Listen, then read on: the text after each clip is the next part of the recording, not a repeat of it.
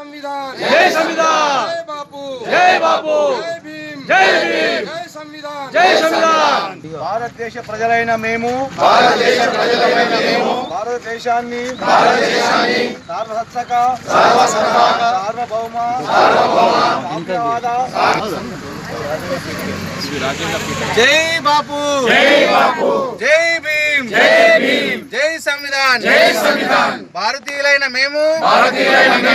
మేము మా రాజ్యాంగాన్ని అత్యంత పవిత్ర సామ్యవాద లౌకిక ప్రజాస్వామ్య గణతంత్ర రాజ్యాంగ నిర్మించుకోవడానికి శాంతి అహింసలను మూల సూత్రాలుగా మనకు బోధించిన మహాత్ముడి స్ఫూర్తిగా న్యాయాన్ని భావము ప్రకటన విశ్వాసము ధర్మము ఆరాధనలతో కూడిన స్వేచ్ఛ స్వతంత్రాలను తప్పక తీసుకొచ్చే సౌభ్రాతృత్వాన్ని పెంపొందించుటకు సత్యనిష్ట పూర్వకంగా సమర్పించుకుంటున్నాను. జై బాబు జై భీమ్ కాంగ్రెస్ జై బాబు. రెంజల్ మండలంలోని వీరన్నగుట్ట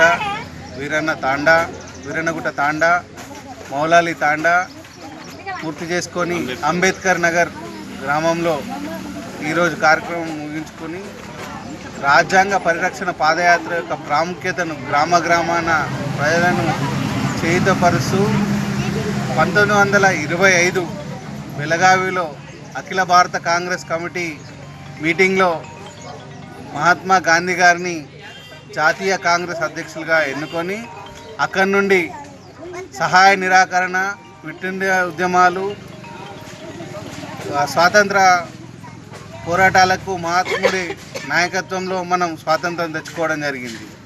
అంతేకాదు మన పవిత్రమైన రాజ్యాంగం 1955 జనవరి 26వ తేదీన మనం రాజ్యాంగాన్ని మన భారతదేశంలో 75 సంవత్సరాలైంది.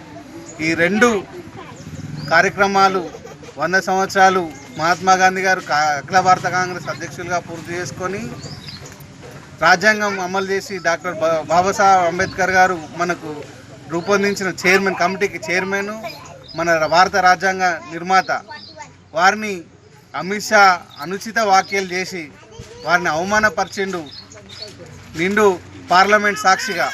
దానికి నిరసనగా అంతేకాదు వీళ్ళు ఏమంటారంటే రాజ్యాంగాన్ని మారుస్తాం అని అంటే కాంగ్రెస్ పార్టీ కానీ రాహుల్ గాంధీ గారు కానీ కాంగ్రెస్ పార్టీ నాయకత్వం కార్యకర్తలం మేమందరం భారత ప్రజలను దాన్ని మన రాజ్యాంగం యొక్క విశిష్టతను మన స్వాతంత్రం యొక్క కాంగ్రెస్ పార్టీ ప్రాముఖ్యతను వాళ్ళ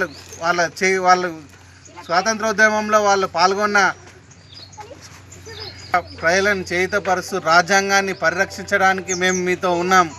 వారిని కూడా భాగస్వామ్యం చేసుకోవడానికి గ్రామాన మేము రాజ్యాంగ పరిరక్షణ పాదయాత్రలు చేయడం జరుగుతుంది.